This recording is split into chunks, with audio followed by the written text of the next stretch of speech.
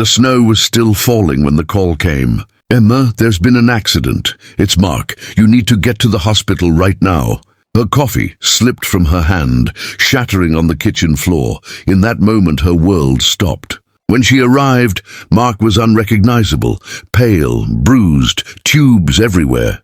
The doctors told her he would live, but the spinal injury meant he might not walk again.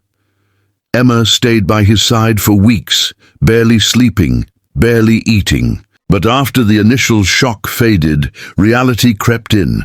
Medical bills, endless paperwork, and the crushing loneliness of coming home to an empty house. That's when Ethan showed up. Ethan had been Mark's best friend since college. He was the calm one, dependable, quiet, always in the background.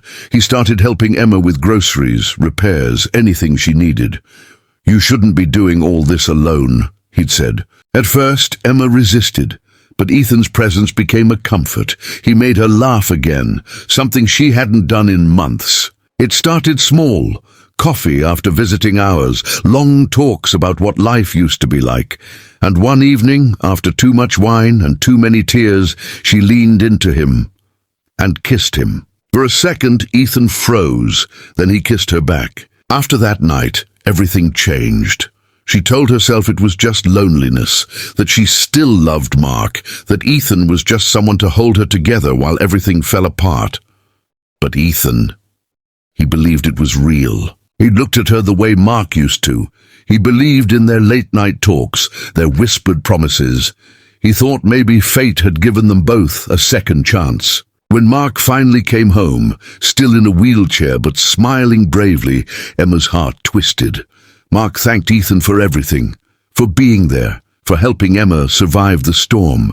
Ethan smiled back, hiding the pain behind his eyes. Days later, as Ethan dropped Emma home, he finally spoke what had been haunting him. "Emma, I need to know what we are. You said you loved me. Was that real or just because you were hurting?" She turned to him, her eyes cold now, distant. "Ethan, don't make this harder. Mark's home. Things are different now." "Different how?" he asked quietly. She hesitated, then said the words that would destroy him. "You were just a substitute. Once Mark is fully back, I'll end this." Ethan stared at her, unable to speak. The woman he had loved, protected and built his world around, had just told him he was nothing more than a replacement. He nodded slowly, forcing back the tears. "I understand," he whispered. But when he drove away that night, he wasn't angry, he was broken, and what he decided to do next would crush her heart forever. Ethan disappeared. No calls, no texts, no quiet knock on her door at night. At first, Emma told herself he just needed space. After all, she'd hurt him, badly. But days turned into weeks, and weeks into months, and Ethan was simply gone. Then one morning, while scrolling the news on her phone, Emma froze. Tech founder Ethan Cole donates entire company to Veterans Rehabilitation Foundation in honor of his paralyzed friend. Her hands trembled as she clicked the article. There he was, smiling faintly at a press conference, standing behind a podium draped in the American flag. "This donation," Ethan said, "is for my best friend Mark Andrews.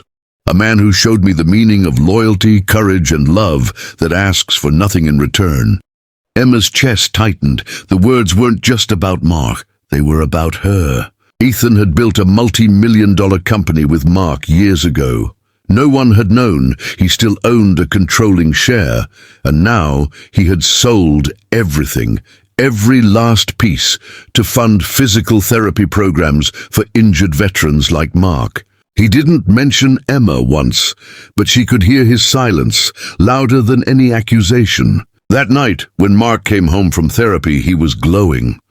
"Did you hear about Ethan's donation?" he said. "He did it for people like me.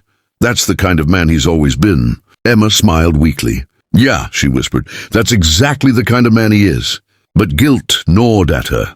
Every time she saw Mark's gratitude, every time she read another headline praising Ethan, the shame grew heavier. She had broken something pure, something that had loved her even when it shouldn't have. 2 months later, an envelope arrived in her mailbox. No return address, just her name in Ethan's familiar handwriting. Inside was a single photograph, taken years ago, the three of them at a 4th of July barbecue. Mark with his arm around her, Ethan holding a beer, smiling into the sun. On the back of the photo, written in neat, careful ink, were the words, "Some people are meant to remind you what love should feel like. Not so you can have it, but so you never forget that you lost it." Emma pressed the photo to her chest and broke down. Months passed. Mark's recovery went well. He could walk short distances now thanks to the centre Ethan had built. It was called the Ethan Cole Veterans Hope Institute. At the opening ceremony, Emma stood beside Mark as they cut the ribbon. Ethan's portrait hung in the main hall, smiling. Confident, kind, gone. Nobody knew where he was. Some said he'd moved to Colorado. Others whispered he was helping build another rehab center abroad. But every night, when Emma closed her eyes, she saw him, standing on that snowy road the night he left, and she heard the echo of his last words. "You taught me how love can break you. Now I'm learning how to live without needing it."